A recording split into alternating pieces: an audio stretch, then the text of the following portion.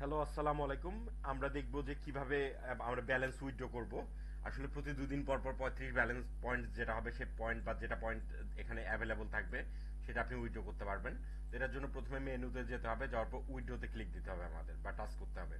উইথড্রোতে touch করলে এরকম একটা ফর্ম আসবে। ফর্ম আসার পর ফর্মটা আমাদের ফিল আপ করতে হবে।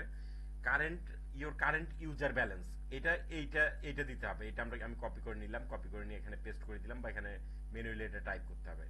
তারপর এবার বিকাশ নাম্বারটা আমি এখানে বসে দিলাম। ঠিক আছে।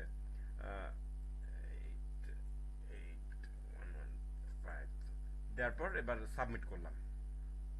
সাবমিট করার পর একটু অপেক্ষা করতে হবে। ব্যাস, এটা সাবমিট হয়ে গেছে। এবার আমরা ব্যালেন্সটা দেখবো যে 3105 এটা আছে নাকি এখানে।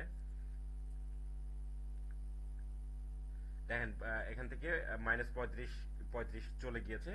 এখন 24 ঘন্টার মধ্যে বা খুব দ্রুত আপনি যে বিকাশ নাম্বারটি দিয়েছেন সেই বিকাশ নাম্বারে ব্যালেন্সটা চলে যাবে। তবে এরা মনে রাখবেন যে একবারের বেশি সাবমিট করবেন না, নাহলে আপনার অ্যাকাউন্ট থেকে শুধু ব্যালেন্স কেটে নিবে। এটা একবারের বেশি সাবমিট করবেন না 2 দিনে। ঠিক আছে। আর আপনার ব্যালেন্স যদি মাইনাস থাকে তাহলে এখানে এটা ভুল করে সাবমিট করবেন না, তাহলে আপনার অ্যাকাউন্ট সাসপেন্ড হয়ে যাবে। এখানে যদি -21 থাকে বা -21 সাধারণত, এরপরে যদি আপনি উইথড্র রিকোয়েস্ট পাঠান তাহলে আপনার অ্যাকাউন্ট সাসপেন্ড হবে তো হবে, আপনি আর কখনো এটা ইউজ করতে পারবেন না।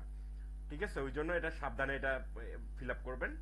আর আপনার এখানে যে বিকাশ নাম্বারটা দিবেন এই বিকাশ নাম্বারটার মধ্যে চলে আসবে। আর যদি আপনার বিকাশ নাম্বারে আসতে দেরি হয়, যদি কোনো সমস্যা হয়, এই নাম্বারে কল করবেন 07894881115।